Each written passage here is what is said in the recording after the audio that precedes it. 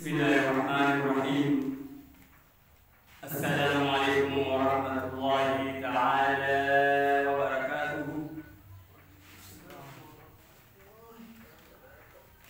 الحمد لله المبدئ والمعيد الغني الحميد ذي العفو الواسع والعقاب الشديد، ومن أضله فهو القريب البعيد. أحمده سبحانه فهو أهل للحمد والتحميد، وأشكره الشكر لديه من أسباب المزيد. والصلاة والسلام على سيدنا محمد صلى الله عليه وعلى آله وأصحابه ذوي الشكر الشديد. أما بعد، يقول الله تبارك وتعالى: يا أيها الذين آمنوا إذا ضربتم في سبيل الله فتبينوا ولا تقولوا لمن ألقى إليكم السلام لست مؤمنا تبتغون عرض الحياة الدنيا فعند الله مغانم كثيرة كذلك كنتم من قبل فمن الله عليكم فتبينوا إن الله كان بما تعملون خبيرا. فقد روى الإمام أحمد عن زيد بن ثابت أنه سمع رسول الله صلى الله عليه وسلم يقول: من كان همه الآخرة جمع الله شمله وجعل غناه بقلبه وأتته الدنيا وهي راغمة، إلى آخر الحديث. بعد يمshukuru Mwenyezi Mungu Subhanahu wa Ta'ala na kumtakia rehema Mtume Muhammad sallallahu alayhi wasallam, tunasema alhamdulillah thumma alhamdulillah, tukiwemo katika Ijumaa ya tarehe 4 ya mwezi wa Dhulqaada, baada ya kufunga mwezi mtukufu wa Ramadhani kwa uwezo wa Mwenyezi Mungu, kwa maliza salama, kafunga 6 Shawwal ya mwezi wa Shawwal, tukamaliza siku 6 alhamdulillah, mpaka leo tuko katika mwezi wa Dhulqaada, tuelekea Dhulhijja. Ili ndogo hili ambayo twaenda ni kubwa, alhamdulillah. Zote hizo ni neema za Mwenyezi Mungu na utendakazi wa Mwenyezi Mungu na elimu ya Mwenyezi Mungu na ukubwa wa Mwenyezi Mungu. Ndio Mwenyezi Mungu wakati wa adhana zote dunia nzima, kabila zote, misikiti yote, wakati wa adhana sema Allahu Akbar, Mwenyezi Mungu ni mkubwa zaidi, kwa sababu ukubwa wa Mwenyezi Mungu hauzungumziki wala hauelezeki wala hauna mfano. Kiumbe atakuwa ni mkubwa polisi, OCS, sergeant. Kiumbe atakuwa mkubwa rais, president. Kiumbe atakuwa mkubwa gavana, mbunge. Kiumbe atakuwa mkubwa chifu, mzee wa mtaa, ni mkubwa fulani hapo. Lakini ukija katika ukubwa wa Mwenyezi Mungu Subhanahu wa Ta'ala, la yuhsa.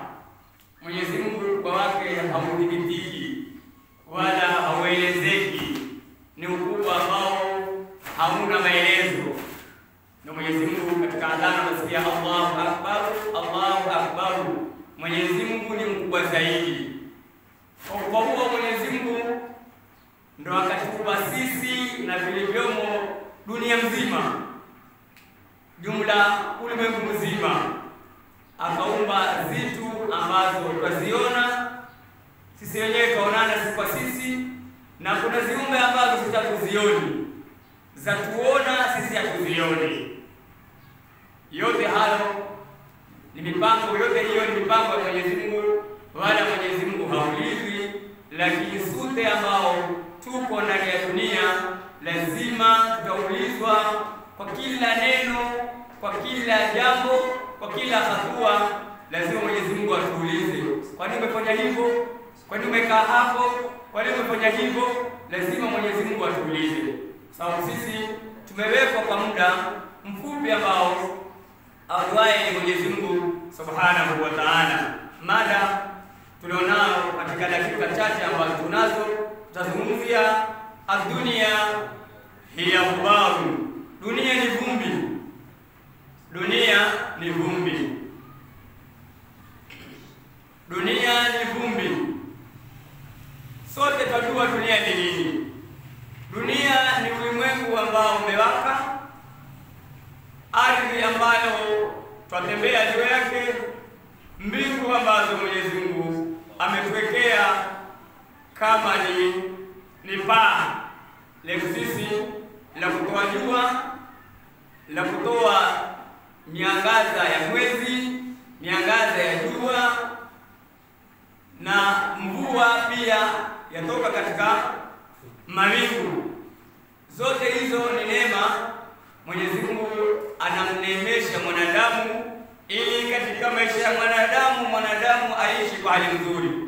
Ukipata mvua, umepata maji, unasema alhamdulillah. Ikiwa hakuna mvua, visima pia ukauka. Ikiwa hakuna mvua, basi mimea pia ukauka. Ikiwa hakuna mvua, wanyama wengi hufa.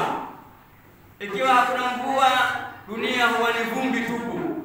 Ndio hapo tunazungumza kuwa ad-dunya hiya ghubaru. Dunia ni vumbi. Mwenyezi Mungu Subhanahu wa Ta'ala alielezea dunia ndani ya Qur'ani kwa maneno mengi sana. Some tu hadithi ya Mtume sallallahu alayhi wasallam kutoka kwa an Zaid bin Thabit, kwa sahaba Zaid bin Thabit, annahu wa Zaid samia Rasulullah, amemsikia Mtume wa Mwenyezi Mungu sallallahu alayhi wasallam yaqul, akisema. Madha yaqul, yasema nini Mtume asema, man kana hamu al-akhirata, mwenye kuwa hamu yake ni akhira, mwenye kuwa hamu yake, mawazo yake, matendo yake, kauli zake, tabia zake, maisha yake al-akhirata ni akhira, jama Allahu shamlahu, Mwenyezi Mungu atakusanyia yeye yote ayatakao mazuri, yote ayatakao mazuri. Wajala ghinahu fi qalbihi, na atamjalia yeye ghinahu, kutosheka, utajiri kwa lugha nyingine, fi qalbihi, katika moyo wake. Yani Mwenyezi Mungu atakuwekea kutosheka, kukinai ndani ya moyo wako. Kila unachokiona cha mtu unakipa mgongo, kila jambo la mtu hulitaki, isipokuwa labda kushirikishiwa. Yani mtu akushirikishe fulani ndo kuna 1 2 3, lakini kwa jambo ambalo halikuhusu huwezi kuliingia. Utakayofuata Mtume kwa maneno yake, min husni islami al-mar'i tarkuhu ma la yani, utakayo useme miongoni mwa uzuri wa Uislamu wa mtu, tarkuhu ni kuyaacha ma la yani, yasomumusu. Huo ndio Uislamu, huo ndio uumini. Mpaka mtu mwenyewe akushirikishe katika jambo lake. Fulani njoo, kuna jambo limetatiza. Fulani njoo, mimi na mke wangu hatuelewani. Fulani njoo, mwanangu hataki kwenda skuli, fulani njoo mwanangu hataki kuswali, basi na mengineo na mengineo. Jirani ana tabia 1 2 3, nataka tukae chini tumuone, tumnasihi, tukae na sawa, tupane mawaidha angalau kuishi kwa hali nzuri, kwa sababu jirani lazima muishi kwa hali nzuri. Kuna siku ya emergency, hauwezi mtaka jirani alio nyumba ya 50. Ni sharti umtake jirani alio nyumba ya pili, ya ubavuni au mbele au nyuma au katikati au kushoto au kulia. Hayo ndio maisha ambayo yataka wewe na mimi tuishi. Kinyume hivyo Mwenyezi Mungu na Mtume sallallahu alaihi wasallam hawataki. Watatu ad-dunya wa hiya raghima, na itamjia yeye dunia ikiwa ni yenye kumnyenyekea. Yani ikiwa hamu yako ni akhera, basi Mwenyezi Mungu kukusanya wewe dunia na akhera tutakakupa. Mwenyezi Mungu atakupa wewe neema zote za duniani ambazo zingine hata usikukuta. Ikiwa hamu yako, mawazo yako, moyo wako, akili yako, maisha yako, matendo yako, kila kitu chako wewe hamu yako ni akhera. Jama Allahu shamlahu, Mwenyezi Mungu atakusanyia kila ambacho hukukitarajia wewe utakipata.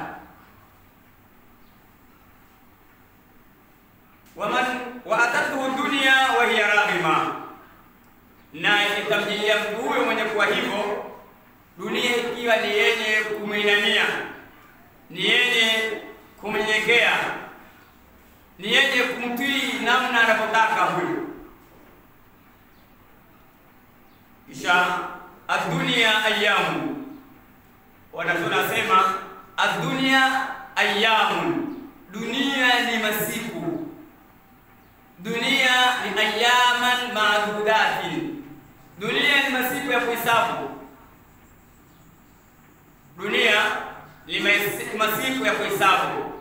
Ukitaka kujua dunia ni masiku ya kuhesabu, ukitembea, ukiwa walala, ukiwa wazungumza, ukiwa waenda, ukiwa umeketi, ukiwa kwenye mambo yako, gusa kwenye moyo.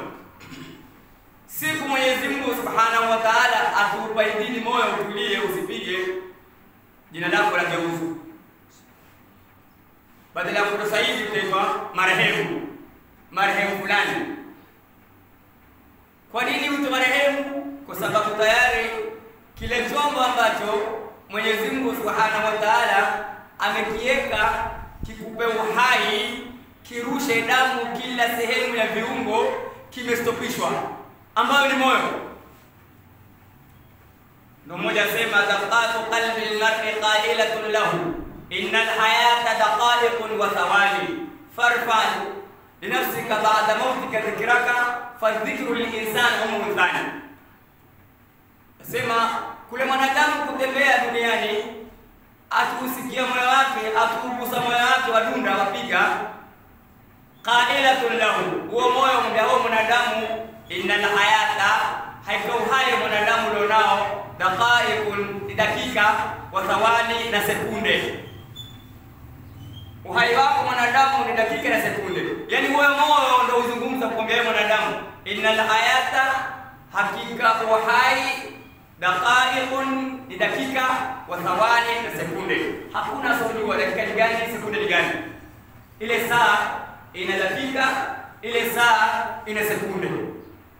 Simu pia unayo, utaona dakika ni ngapi, dakika ni nini, na thawani ni nini. Kuna dakika na sekunde tofauti. Sekunde zingine, dakika zingine. Sasa moyo ukwambie mwanadamu haika uhai ulionao ni dakika na sekunde. Farfa lidhikrika ba'da mautika dhikraka, basi uinue utajo wako baada ya kufa kwako, dhikraka, utajo wako utaje. Farfa lidhikrika ba'da mautika, uinue utajo wako baada ya kufa kwako. Yani wewe fanya mambo mazuri ili wewe baada ya kuondoka kuzikwa watu waseme bwana fulani mashallah ni shekhe, hiki ni kisima cha fulani amekichimba, watu watumia maji bure. Hapa hili nyumba ni fulani amejengea mayatima waishi bure. Hapa ni mtaro wa maji fulani ameuchimba ili maji yale baharini yasidhuru watu. Yani umefanya jambo ambalo watu ukifa kila siku wakutaja umefanya jambo zuri, hata kama ni mchache. Mtume sallallahu alaihi wasallam asema, ahabu al-amali ila Allah adwamuha wa in qalla, amali bora ambazo za kupendekeza zaidi kwa Mwenyezi Mungu ni zile ambazo ni chache, ni kidogo, za kudumu na kuendelea siku zote, wa in qalla, hata kama ni chache.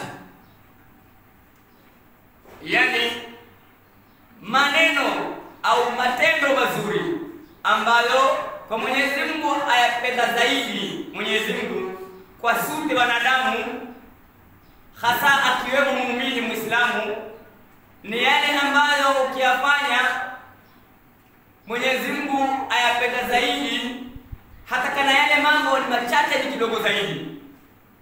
Uko kuchimba mtaro, maji yasiudhi watu wende baharini, watu wasizame, kwa sababu maji mkiablock lazima kuna baadhi ya nyumba hafifu lazima zizame au ziroane maji zianguke. Hakuna sojua haya. Wewe ukaona si lazima manispaa waje wafanye mambo haya. Mimi natosha kwa manispaa uchukue jembe na shepe uanze kutoa mitaro sehemu ambao mvua ikinyesha maji yana block, ili nyumba zingine baadhi zisidhurike, zisiharibike, zisianguke. Mwenyezi Mungu aumalize umri wako kwa amali hiyo ambayo kila konaye akona mjinga, kila konaye akona dufu, kila konaye akona chokora, kila konaye akona teja. Umri wako Mwenyezi Mungu Subhanahu wa Ta'ala amtumana kul maut aje itoe roho yako uende akhera. Sasa siku zote ikiwa ile mitaro yapeka maji baharini, watu hawazami, watu wanashukuru, watu wakutaja, ujue ni umri thani, ni umri wa pili waishi wewe. Ukitaja kwa hali nzuri ile, ni lazima kabrini upate thawabu, wapende watu wakatae. Ni lazima kaburini upate thawabu. Ikiwa watu wataka upate thawabu utapata, ukiwa watu hawataka upate thawabu pia utapata. Hata mtu asiposema Allahumma ighfir lahu warhamhu waskinu fil janna, akitaka mtu maisha yake yote asikwambie neno haya. Leo kwa sababu kuna jambo umelifanya watu waona raha na yale mambo uliyoweka duniani na wewe umekufa. Huo ni umri wa pili kuishi. Sote tunataka sisi kila mmoja awe na tabia hizo, kila mmoja awe na mendo hiyo. Usikae duniani kama vile mbuzi anavyoishi. Mbuzi aishi angoja kufa ghafla au kuchinjwa aliwe. Kuku ni hivyo hivyo, bata ni hivyo hivyo, panya anangoja kuuawa ama pewe sumu. Lakini wewe na mimi haungoji kuuawa pewe sumu. Sipanya wewe. Wewe na mimi tumefadhilishwa, tumefanya bora na Mwenyezi Mungu Subhanahu wa Ta'ala aliposema inni ja'ilun fil ardi khalifa. Sisi ni viongozi. Sisi tuwapeleka panya tunapotaka sisi. Sisi tuwapeleka nguruwe tunapotaka sisi. Sisi tuwapeleka ngamia na dunia kwa jumla tumepeleka sisi wanadamu. Ndio mata'alakum wal an'amikum. Zote zilizo duniani ni starehe kwetu sisi wanadamu, na wanyama wetu pia ni starehe zetu. Sasa usitake kuwa kama hayawani. Change, badilika, uwe kama mwanadamu kwa kauli ya Mwenyezi Mungu. Mungu wewe amekufanya halifa, kiongozi mwenye akili, kiongozi mwenye elimu, kiongozi mwenye busara, kiongozi mwenye kupeleka mambo mpaka yule hayawani akutilie tiki, aanze kuomba maghfira. Ndio tunazungumzia dunia. Adunia hiya ghubaru, dunia ni vumbi. Ndio adunia ayamu, dunia ni masiku tu, faniyatun, yenye kumalizika na kuondoka. wal akhiratu, na akhira yaumun baqin, ni siku ya kubakia. Kila mwanadamu anaoishi ndani ya kaburi akhira kwa jumla, yale masiku anaoishi siku moja tu, kaalfu sana. Kwa Mwenyezi Mungu ni kama miaka alfu. Hakuna aishie duniani miaka alfu, hakuna. Siku moja duniani, hata yule Mtume Adamu, Mtume Nuhu, Mtume Ibrahim na mitume yote kwa jumla, mpaka yule alokufa jana akafa leo asubuhi, basi ujue ndani ya akhera ameishi siku moja tu, anaishi siku moja peke yake, kwa sababu dunia hakuna hata mmoja ambaye katika sisi ataishi miaka alfu. Kaalifu sana, alifu sana ni miaka alfu. Sasa hakuna aishie duniani miaka alfu.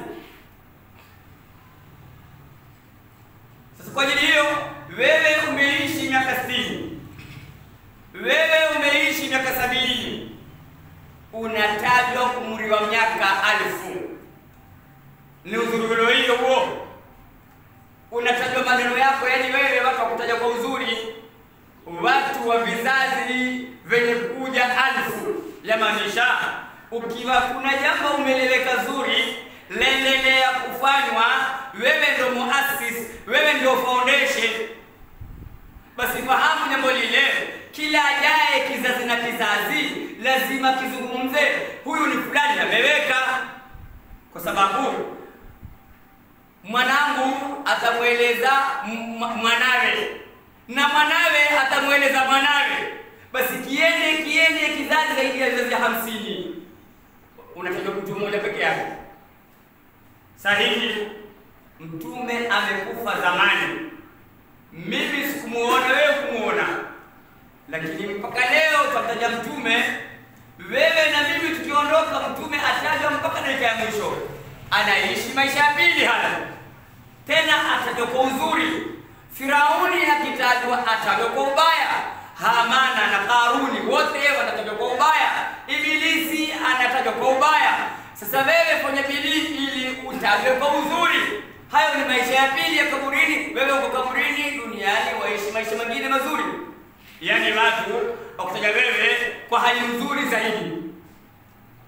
Hayo ndio maisha ambayo ndani ya kaburi waishi maisha ya pili mazuri. Baada ya kuwa duniani pia uliishi maisha mazuri, waishi ndani ya kaburi maisha mazuri. Sote tuwe namna hii ili tuwe ndani ya kaburi tuishi maisha mazuri. Fa'amali, fanya amali, liyaumin baqin, kwa siku yenye kubakia, la yalhaqu alfana'u, haimkuti mwenye kuishi hivi, mwenye kuishi namna hiyo, alfana'u, kutoweka. Yani kutoweka ni kutokuweko. Wewe haikukuti kuwa wewe umetoweka duniani, yani hupo kukaburini. Duniani jina limebakia, sifa nzuri zimebakia, watu hukuzungumza, watu hukutaja, watu hukusifu kwa uzuri, bado waishi ndani ya kaburi maisha duniani ukiwa ni mazuri. Yani uko duniani ukiwa mwili na roho ziko wapi? Ndani ya kaburi. Wewe duniani kwa hali nzuri, watu wakutaja na mazuri. Wala tushghil bi ayamin faniyatin laysa laha baqaun, usishughulike kwa masiku yenye kuondoka. Laysa laha baqaun, hayo maisha hayana, hayo masiku hayana kubakia. Nazungumza dunia ni vumbi, dunia yenyewe ni vumbi, mwanadamu ni vumbi, vilivyomo duniani ni vumbi, kila kitu tunachokiona ni vumbi. Kwa nini? Ikiwa vumbi huja likapeperuka likadisapia likaondoka, ukawa huoni kitu, basi hata mwanadamu huondoka, akawa amkuwa mfu, mkamzika, mkasahau kumtaja, mkasahau mambo yake duniani, hata zile nguo, hata pesa, hata watoto, hata manyumba, hata magari, zote hizi kuna watu wasiojua thamani yake, huja wakaziponda, wakazivuruga, na wewe umelala kwenye mfuko mwanadamu kwenye kaburi umetulia. Ikiwa una starehe wajua wewe, ikiwa una adhabu wajua wewe. hakuna mwingine ajuaye.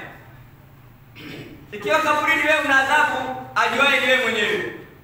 Ikiwa kaburi unastarehe, ajuaye ni wewe mwenyewe. Ndio wasema Swahili, ajuaye adhabu ya kaburi maiti. Naam, pia ajuaye starehe za kaburi ni maiti. Ajuaye mazuri ya kaburi ni maiti.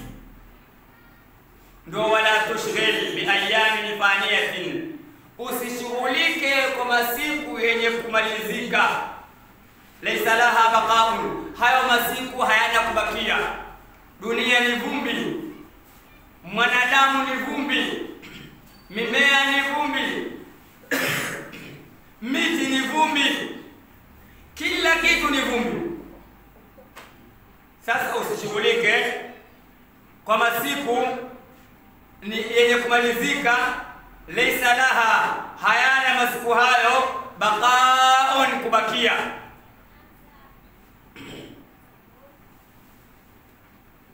Mtume sallallahu alaihi wasallam, hadithi kutoka an Abi Hurairah iko ndani ya Sunan Tirmidhi.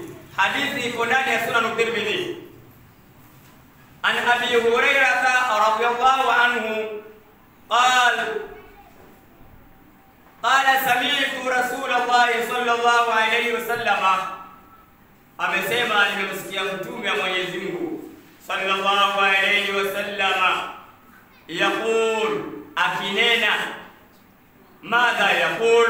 Ala, jueni na mwelewe na mfahamu, inna dunya, hakika dunia, mal'unatun, imelaaniwa, mal'unu ma fiha, vimelaaniwa vilivyomo ndani ya dunia vyote. Kisha Mtume sallallahu alayhi wasallam akavua, akaviondosha baadhi ya vitu. Baadhi ya vitu havikulaaniwa, baadhi ya vitu havikulaaniwa. Akasema illa dhikrullah, ma illa dhikrullah, isipokuwa dhikri ya Mwenyezi Mungu. Wanazuoni wasema dhikri, wengine wasema ni swala, wengine wasema ni Qur'ani, wengine wasema ni tasbihi ile subhanallah, astaghfirullah, la ilaha illa Allah. Iwe ni swala dhikri, iwe ni Qur'ani dhikri, iwe ni zile kutaja Mwenyezi Mungu, tasbihati zile, tahlilati zile, iwezo takazokuwa. Lakini zile ambazo hazikulaaniwa ni dhikrullah, kwa riwaya zote ambazo tumepokewa na wanazuoni. Wa mawalahu, na venye kufuatia kama hiyo dhikrullah ni swala, Qur'ani, kumtaja Mwenyezi Mungu. Wa alimun, na mwanachuoni ambaye yamjua Mwenyezi Mungu, yamweleza Mwenyezi Mungu, yakieleza na kukifanyia kazi kalima la ilaha illa Allah Muhammadu Rasulullah, ndio alimun huyo. Alimun hailazimu kuwa ni mtu aliyosoma mpaka kabobea, la.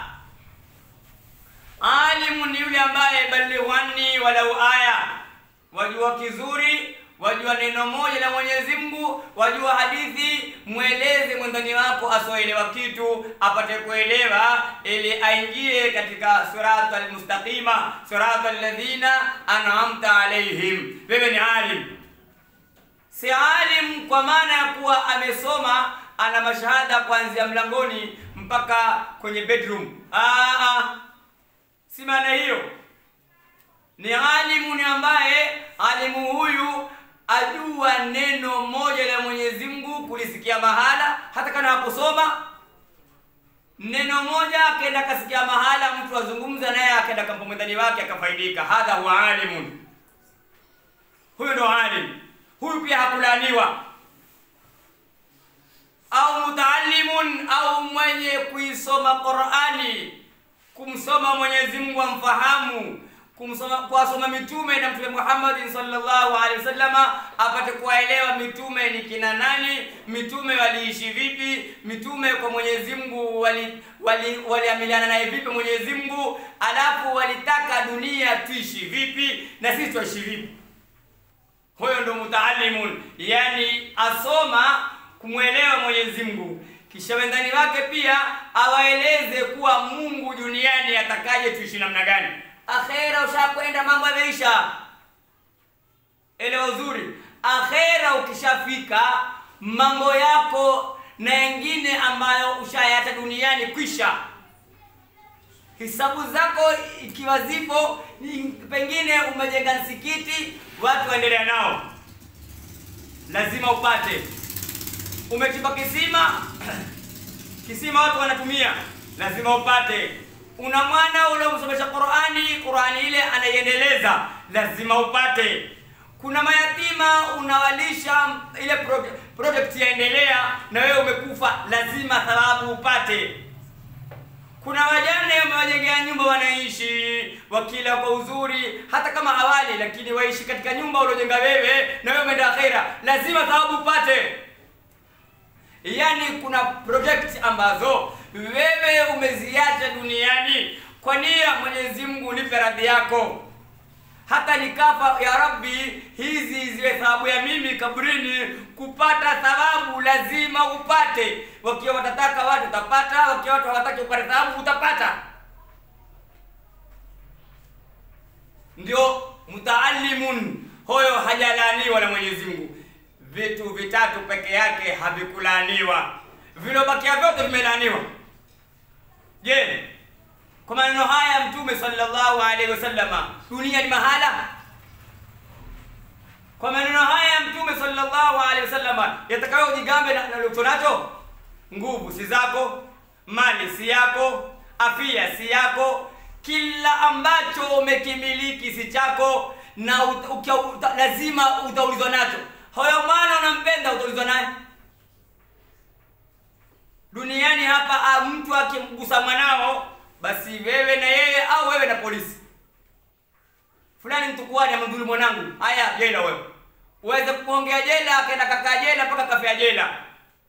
Kwa sababu amemgusa mwanao akamchuna tu pua yake. Lakini kwa nini umchune mwanangu na mimi namlea kama yai? Kuna watu wanamlea mwana kama yai. Ukimgusa tu mwana yule yakutia polisi miaka 40 bila kuongea juu yake, ukae mpaka uoze jela. Namna hiyo hiyo Mwenyezi Mungu atakuuliza huyu mwana kwa nini amekuwa jambazi, kwa nini amekuwa chokora, kwa nini hakumsoma Mwenyezi Mungu, kwa nini hakusoma Qur'ani, kwa nini hakusoma mtume, kwa nini duniani aliishi kifidhuli. Na wewe ni mwana ulimzaa, ukamlea, ukamlisha mpaka kawa barobaro, mpaka mabalege, mpaka ameoa. Kwa nini aishi hivyo? Wallahi billahi tallahi, duniani hakuna mtu mwenye salama.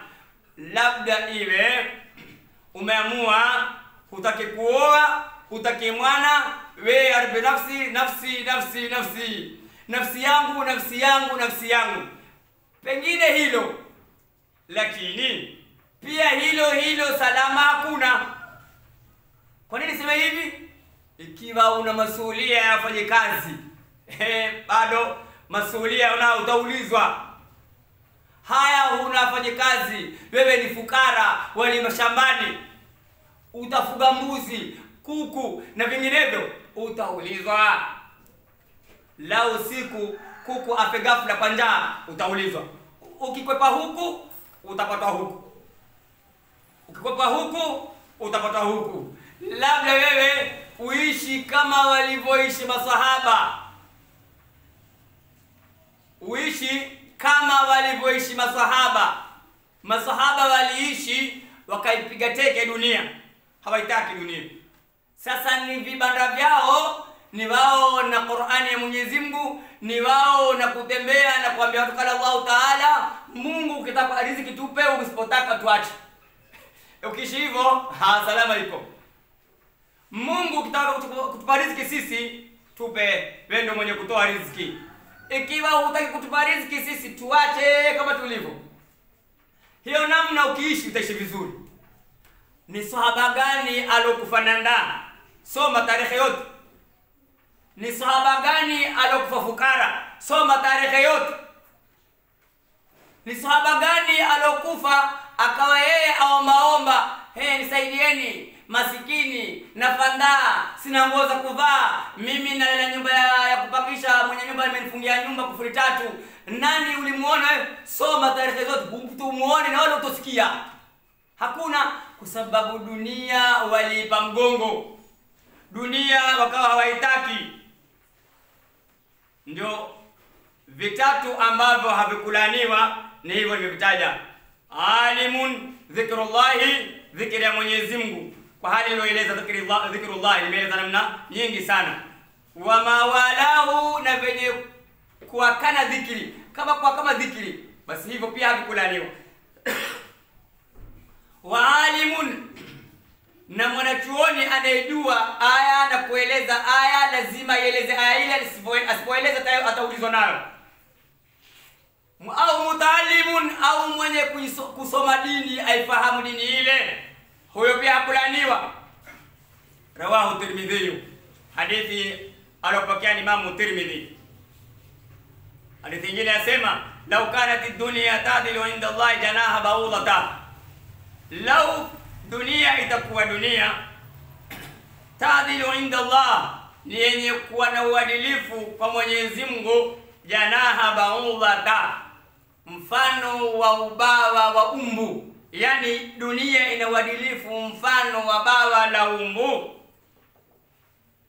Masaka kafira shurbata au sharbata ma'in, asingekunywa kafiri tama la maji. Yani ingekuwa dunia ina uadilifu mfano wa ubawa wa umbu. Hakuna sombwa umbu, mosquito, sijui ndio hivyo mosquito, sijui kizungu hicho. Mfano wa ubawa wa umbu. Yani dunia ina uadilifu hata kana ni mfano wa ubawa wa umbu. Basi masaka kafiran, asingekunywa kafiri sharbata ma'i au shurbata ma, yani tama la maji duniani asingekunywa. Ina maana gani hadithi hiyo? Hadithi yamaanisha kuwa dunia ni mahala pabaya mno. Dunia tangu Mwenyezi Mungu aliumba hajawahi kuitizama. Dunia tangu Mungu ameiumba hajawahi kuiangalia kamwe, wala hana haja nayo. Lakini dunia aliyopiga makamama, akawa aitaka, akawa aivaa, akawa aishi nayo, akawa aipenda, ni sisi wanadamu. Hata malaika dunia hawaitaki, ni sisi wanadamu na majini. Kwa sababu wenye kutumia kwa uchawi, majini watumia kwa uchawi. Utamwona mtu nyumbani kwake utajiri wake ima ameupata kwa hali nzuri au ameupata kwa hali mbaya. Uweze kumwona mtu kuanzia mlangoni mpaka ndani ya rumu ana mataira watatu.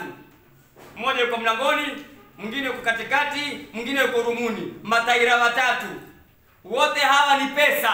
Yule wa kwanza ni pesa, ni magari yatembea barabarani. Huyu katikati ya nyumba, huyu ni manyumba yako dunia mzima amejenga yeye. Huyu ndani ya nyumba, huyu ni wanawake amewaeka kuanzia Busia mpaka Lamu, vizingitini, kwenye visiwa. Wote ni wake zake amewaoa, ati wote wa kisheria. Alikwambia nani? Na wote hawa wanawalisha, na wote hawa wanavaa, na wote wamekaa wanakula vizuri. Sababu yeye ana majini watatu awatumie kwa ushirikina. Kwa nyumba, ukiingia mlangoni kuna taira. Hakuna sombi wa taira. Taira ni mtu ambaye anajinyute. Atoka nyute. Yani ni kijana mzuri, mwenye afya, aweza kuoa au kaolewa, amewekwa kiti, stuli, meza. Katikati kuna kijana pia au binti amewekwa stuli, meza. Ndani ya rumu kuna kijana au binti amewekwa stuli, meza. Ili wewe upate pesa, maisha ya dunia uishi kwa hali ya kuponda tu wewe. Ndio utamwona mtu barabarani. Ukiona hizi gari barabarani hazina vile vioo vyake ni tintani, yani maana yake alondani ya kuona wewe wa nje humuone, yamaanisha afichalo nayo. Ndio utaona barabara nyingi wanagonga barabarani, gari gongani ile ambayo yeye akuona wewe humuone. Amekugonga sema nimegonga nguruwe tu, nimegonga umbwa, nimegonga kuku tu, naenda zangu, utanifanya yeye? Hata ukinihongea kabla hujaonga nimeonga kitabu, nampigia simu rais nishamhongea milioni 50. Atanifanya nini? Sasa amekuhongea na amekuvunja miguu miwili. Yaani hujaenda kotini, hapo nyumbani au hapo kazini, acheza remote na amehonga pesa kwa rais, jaji atakuwa yeye. Una watu bwana, si mchezo bwana wewe. Yaani ashamuhonga rais, jaji ana kazi gani? Rais ashamuhonga kule kwamba nimeua serikali yako, yani kama ni polisi amekuua na kisha amekuhongea kabla mashtaka hayajasimamishwa mashtaka, yeye amekuhongea. Itazungumzwa mashtaka kweli? Wako watu hao. Mombasa wako tele, Nairobi wako tele. Ndio utaona accident hizi, ajali barabarani haziishi kwa sababu ya ujauri wa pesa. Tena utasikia bodaboda, acha ipite hiyo. Wenye pesa hao. Gari haisikii mabonde, wala matope, wala milima, wala changarawe, wala mawe, basi ni gari tu. Yani hapo karibu na pepo, kumbe hapo karibu na moto. Hapo karibu na pepo, yeye anavyojiona, kumbe hapo karibu na moto. Kisha akwambia hakuna kama mimi, nizakukanyaga kufanya kilete, kufanya rangla, unifanye chochote. Wanajua mimi nani? Rais anijua, gavana anijua, seneta anijua, mbunge anijua, nyoka anijua, nguruwe anijua, punda anijua. Haya kujua watu wote. Man anta inda Allah, ni nani wewe kwa Mungu?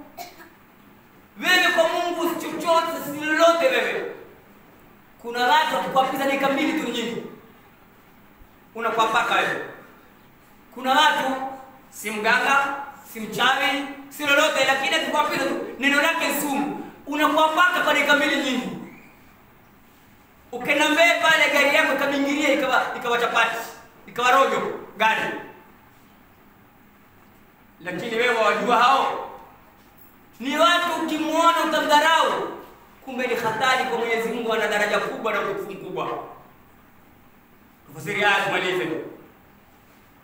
Ya ayyuhalladhina amanu idha darabtum fi sabilillahi fatabayyanu wa la taqulu liman alqa ilaykumus salama lasta mu'minan tabtaghuna 'arada al-hayati ad-dunya fa inda Allahi maghanim kathiratun kadhalika kuntum min qablu famanna Allahu alaykum fatabayyanu inna Allaha kana bima ta'maluna khabira.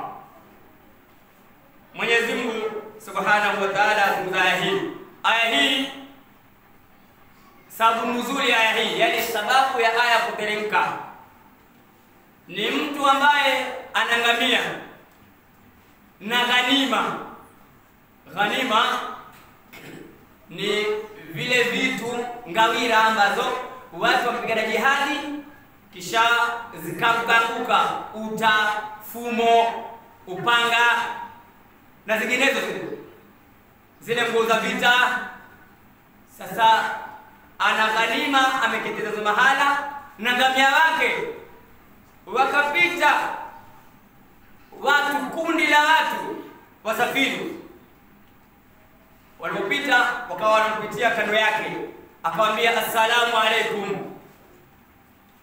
Kando wengine anasema la ilaha illa Allah Muhammadu Rasulullah. Anaangamia na anaangamia pale ameketi na zile ghanima ameketi nazo huko. Sasa ile kundi la watu wasafiri wanapita, akawapigia salamu kama kawaida yetu, assalamu alaykum wa rahmatullahi wa barakatuh.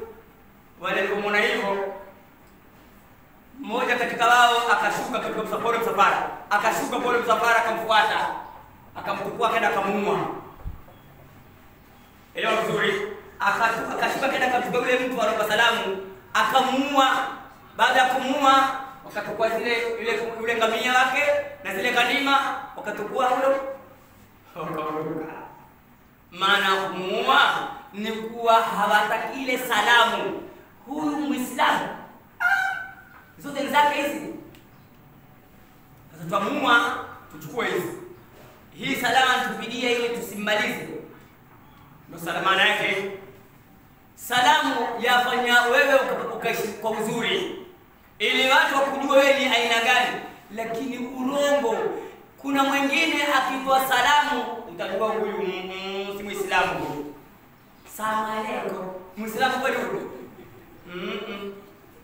Na assalamu alaykum atakwambia leke salamu. Ni Muislamu kweli huyo? Amesikia salamu barabarani pale kwa bodaboda, kwa pikipiki, naye akajua watu kuambia salamu alaykum. Utafikia tu akitoa salamu hata ulimi na mdomo humsuta, salamu haijui. Lakini mwingine salamu hata akitoa kimzaha, salamu yake itoka safi kabisa. Huyu alitoa salamu yake safi kabisa, ni Muislamu original. Wao wakashuka, mmoja akamchukua kenda kumuua, wakapokonya ile ngamia wake na ile ganima wakaenda nazo. Ndio aya hii ikashuka kumtetea yule ambaye walimuua pasina makosa, pasina kumtafiti kwanza ni Muislamu kweli, ni muumini kweli, au ni fatakapi. Kuna watu ni fotokapi, si kweli, si waumini. Lakini huyu je, yataka uzingatie, unataka kufanya jambo, fatadabari akibatahu. Kwanza uzingatie mwisho wa jambo lile, nafanya hili tutakuwa vipi? Walimuua, wamefanya makosa makubwa sana. Kumbe walimuua ni Muislamu kweli. Walimuua, walimdhulumu. Sasa Mwenyezi Mungu akateremsha aya hii kwa dhulma ya hawa wanaosafiri kumuua huyu jamaa. Ndio aya ikashuka, ya ayyuhalladhina amanu, enyi ambao wamemwamini Mwenyezi Mungu Subhanahu wa Ta'ala. Ya ayyuhalladhina amanu, enyi ambao wamemwamini Mwenyezi Mungu Subhanahu wa Ta'ala, idha darabtum fi sabilillah, wakati mkisafiri katika njia ya Mwenyezi Mungu. Idha darabtum fi sabilillah, wakati mkisafiri katika njia ya Mwenyezi Mungu. Hapa yani hawa wamesafiri kuelekea kwenye kupigana zita, ni jihadi. Bana jihadi. Wakamwona huyu mtu alipopiga salamu wakamuua. Ndio aya zilizobanwa haya. Idha darabtum, wakati mkisafiri fi sabilillahi, katika njia ya Mwenyezi Mungu, fatabayyanu, basi kuweni na uthibitisho katika mambo. Fatabayyanu, kuweni na uthibitisho na ubainifu, mpelelezi uzuri katika jambo lolote. Katika jambo lolote mlipeleleze mkifanya. Kadhalika kuntum min qablu, hivyo namna mlomgomdania huyo mtu mkamuua. Kuntum min qablu, mlikuwa kama yeye kabla yeye. Kabla hivyo mlikuwa kama yeye, mlikuwa makafiri, yani kabla yeye. Famanna Allahu alaykum, kisha Mwenyezi Mungu akawaneemesha baada ya kuwapa imani ya kupiga shahada kwa Waislamu. Fatabayyanu, yani maana ai kuntum kufaran, mlikuwa makafiri, fahadakum lilislami, akaongoza nyinyi Mwenyezi Mungu na Uislamu. Wa manna alaykum bil imani, akawaneemesha nyinyi Mwenyezi Mungu kwa imani wa shahada mliopiga. Fatabayyanu an taqtulu wa qayisu halahu bihalikum, mkiona jambo lipimeni, mlibainishe kwanza, mliweke wazi. An taqtulu, kuua, wa qisu, pimeni, halahu, hali ya mtu mkimuona, bihalikum, kwa hali yenu mlikuwa kabla ya hapo mlipo. Inna Allaha, hakika Mwenyezi Mungu, kana, awe, bima taamaluna, kwa mnayoyafanya, khabiran, ni mtambuzi. Aya imeendelea na maelezo marefu, dakika zimeisha, sijaelezea al-ghubaru, maana vumbi ni nini, kuelezea kiaya na hadithi sijaelezea. Mpaka hapa tumeelewa dunia ni vumbi, na dunia si mahala pa kupategemea kabisa. Tegemea Mwenyezi Mungu, tegemea akhera, tegemea mashiko yako iwe ni akhera. Mimi nitakwenda ukaa wapi? nitakwenda kukaa vipi? Nitakwenda kuishi maisha ya akhera namna gani? Nikifika ndani ya kaburi nani atanipokea? Nitaishi maisha yapi? Maisha ya namna gani? Ushajua duniani, ya kaburini huyajui, ambayo ndio maisha ya kwanza ya akhera. Awwalu manzilin min manazil akhira, awwalu darin min daril akhira, ndio nyumba ya kwanza katika nyumba ya akhera, ndio mashukio katika mashukio ya akhera ni kaburi. Sasa jiulize na kudiscuss yourself, ndani ya kaburi nitakwenda kuishi namna gani? Ni nani atanipokea? Nitaishi mazingira yapi? Ukiwa namna hii, hauwezi duniani kumdhulumu mtu yoyote, hauwezi duniani kumsengenya mtu, hauwezi duniani kumwibia mtu, hauwezi duniani kuwa mwanga, hauwezi duniani kuwa mchawi, hauwezi duniani kuwa bakhili, hauwezi kuwa duniani kuwa mwizi, hauwezi duniani kuwa mvuta bangi, hauwezi kuwa duniani kuwa fidhuli. Kikubwa duniani watu kinawatesa ni ile aya, wa amma man bakhila wastaghna wa kadhaba bil husna. Muda ni mfupi lakini maelezo ni marefu aya hiyo. Wa amma man bakhila wastaghna wa kadhaba bil husna. Ni aya mbili zina maana marefu, la mtaeleza hapa mpaka tutafika Dhulhijja, bado naendelea kueleza. Yani yule ambaye yeye ni bakhili kisha akaona kuwa yeye amenitosha na ile ubakhili wake, yeye amenitosha, yeye mali zake zimtosha yeye elimu yake atakuitoa, yeye upato lake atakaje yetu wastaghana, kisha hataki mambo ya Mwenyezi Mungu, yeye amenitosha, hataki mambo ya Mwenyezi Mungu. Imeshuka kwa Umayya bin Khalaf, aya hiyo imeshuka kwa Umayya bin Khalaf, Umayya ibn Khalaf, aya hiyo imeshuka kwake, lakini imeshuka kwa kila ambaye ni kama Umayya ibn Khalaf, yani yule bakhili wa nafsi yake, bakhili ya wengine, bakhili ya kila jambo la Mungu ambalo atakalifanya wewe utakulifanya na uwezo unao. اللهم صل على سيدنا محمد وعلى سيدنا محمد. ربنا اتنا في الدنيا حسنه وفي الاخره حسنه وقنا عذاب النار. وصلى الله على سيدنا محمد وعلى اله وصحبه وسلم. الحمد لله رب العالمين.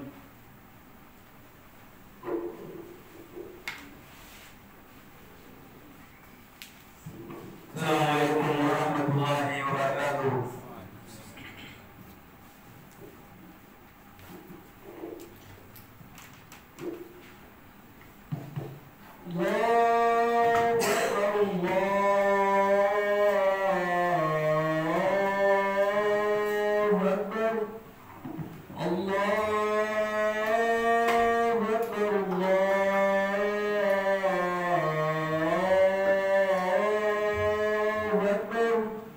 أشهد أن لا